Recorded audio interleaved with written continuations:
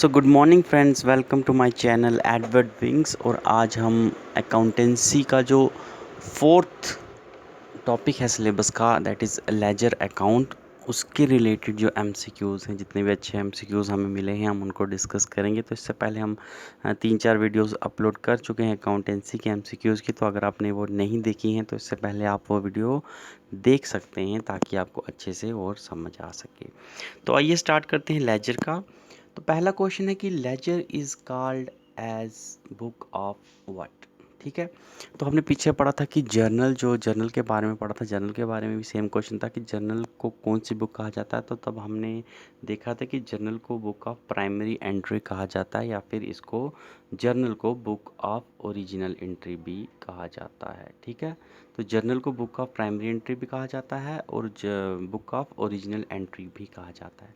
लेकिन यहाँ पर हम लेजर की बात कर रहे हैं, तो लेजर को कौन सी बुक कहा जाता है? तो लेजर को कहा जाता है book of final entry. Option C is the right answer, क्योंकि लेजर के बाद किसी अकाउंट की बुक में आपकी एंट्री नहीं होती, फिर डायरेक्ट आपकी पोस्टिंग जो है, इसके बाद ट्रायल बैलेंस बनता है, बैलेंस शीट एंड फर्दर आप देखते हो काफ़ी कुछ बनता है।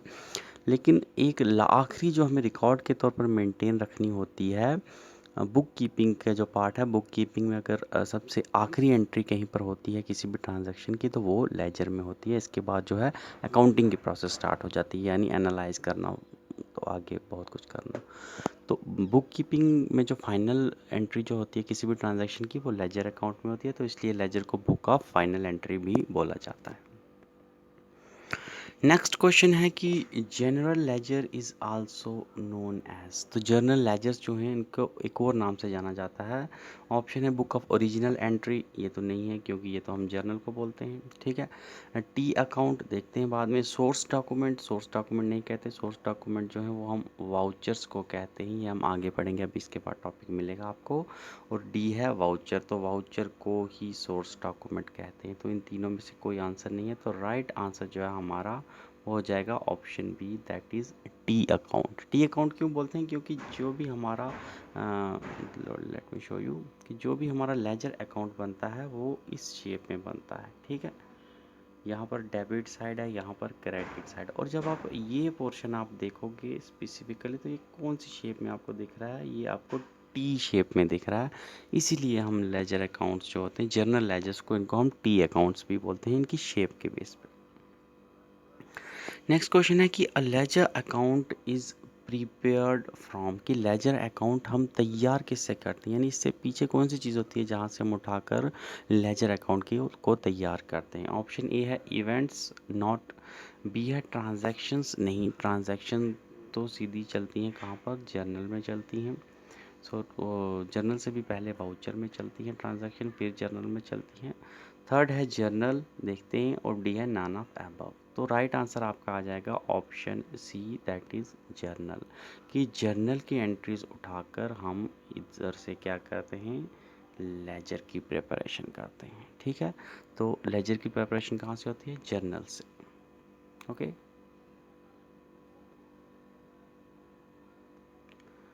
नेक्स्ट क्वेश्चन है बिजनेस ट्रांजैक्शन आर रिकॉर्डेड। के बिजनेस ट्रांजैक्शन जो होती हैं, अलग अलग बिजनेस ट्रांजैक्शन, उनको रिकॉर्ड कैसे किया जाता है? पहला है इन क्रोनोलॉजिकल आर्डर की, जिस तरह से हो रही है उसी तरह से लगातार। दूसरा है वीकली, कि एक हफ्ते की पूरी हम पहले ट्रांजैक्शन करते हैं, उसके बाद उसकी एंट्री करते हैं। तीसरा है at the end of the month, यानी महीने की पूरी ट्रांजैक्शन हम रखते हैं एक जगह पहले, और उसके बाद फिर उनकी जाके तो अकाउंट्स में उसकी पोस्टिंग करते हैं। और आखिरी है ऑल ऑफ अबव। तो इसका राइट आंसर जो है बेटा वो है option A, that is chronological order में। तो जितनी भी ट्रांजैक्शन हैं जब हुई हैं, जिस टाइम हुई हैं, हम उसी टाइम उसको जो है रिकॉर्ड करते हैं। तो chronological order, option A is the right answer.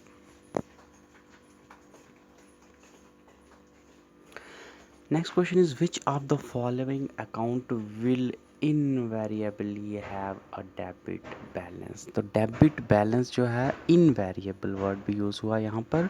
तो कौन से अकाउंट्स हैं जिनका इनवेरिएबल एक डेबिट बैलेंस ही होता है? ठीक है, इनवेरिएबल मीन्स के बदलाव नहीं आता है, जिसमें होता ही होता है जिनका डेबिट बैलेंस ऑलवेज हैव। जब इनवेरिएबल वर्ड यूज़ हो तो इट मीन्स के ऑलवेज कहा जा रहा है यहाँ पर। ठीक है। तो कौन से हैं जिनका ऑलवेज ही डेबिट बैलेंस होता है? तो याद रखिएगा बेटा कि जितने भी एसेट्स हैं हमारे उनका डेबिट बैलेंस होता है, और जितनी भी लाइबिलिटीज़ हैं उनका क्रेडिट बैलेंस होता है। तो एसेट्स का डेबिट बैलेंस होता है, और एसेट्स का मतलब क्या होता है, यानी आपके पास एसेट हैं तो आपके पास क्या फ्यूचर में पैसा आने की उम्मीद होती है या पैसा जाने की उम्मीद होती है। तो अगर आपके पास एसेट्स हैं इट मीन्स कल आप उनको बेच सकते हो, और बेचोगे जब तो आपके पास पैसा आएगा। ठीक है।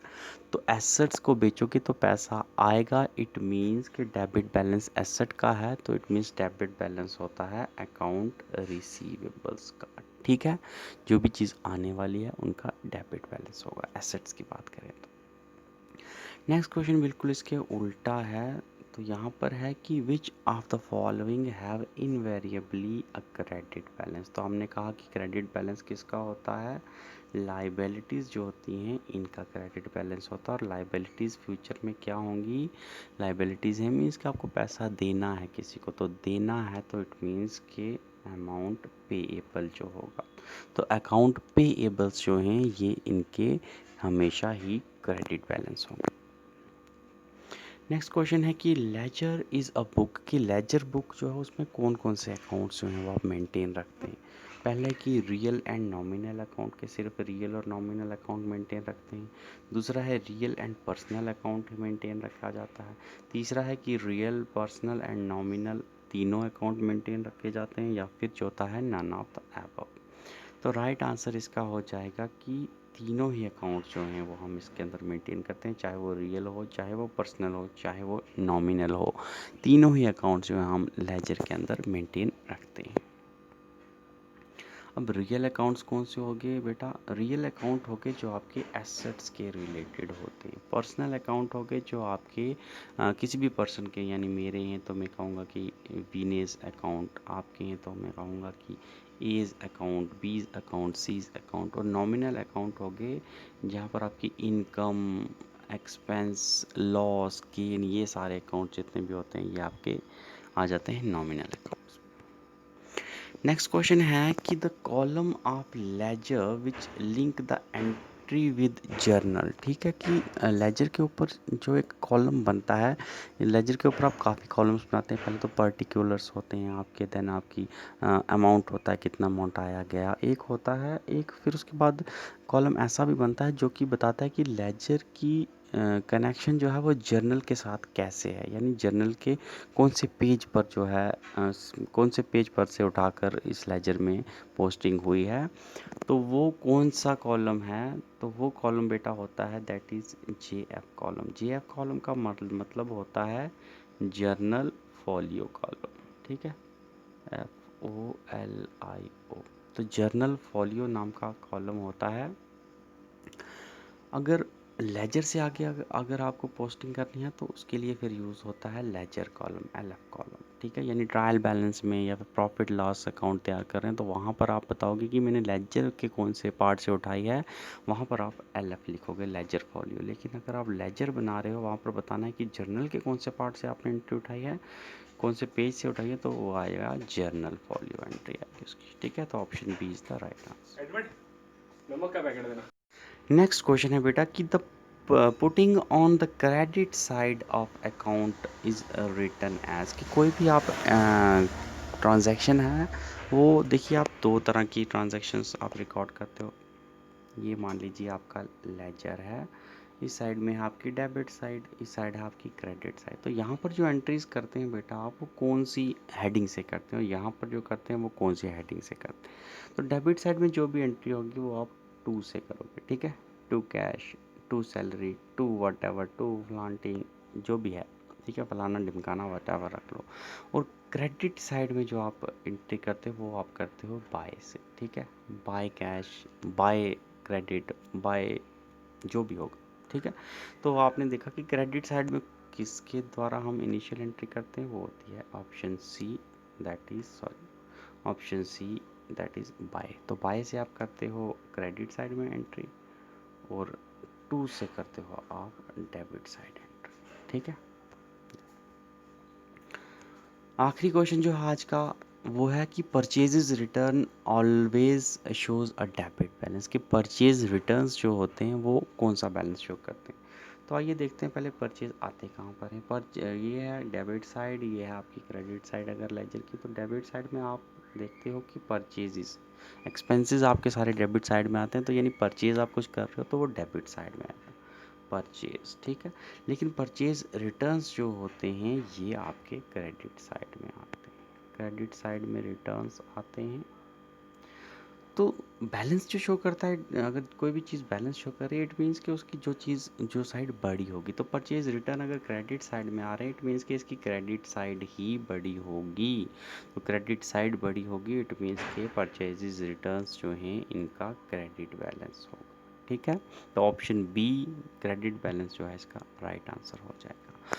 तो ये थे आज के इम्पोर्टेंट जो जो मुझे क्वेश्चन लगे वो मैंने लाए आपके लिए। इसके बाद जो है हम नेक्स्ट क्वेश्चन नेक्स्ट टॉपिक देखेंगे, वाउचर्स का है शायद, या जो भी होगा वो हम देखेंगे सिलेबस के मुताबिक।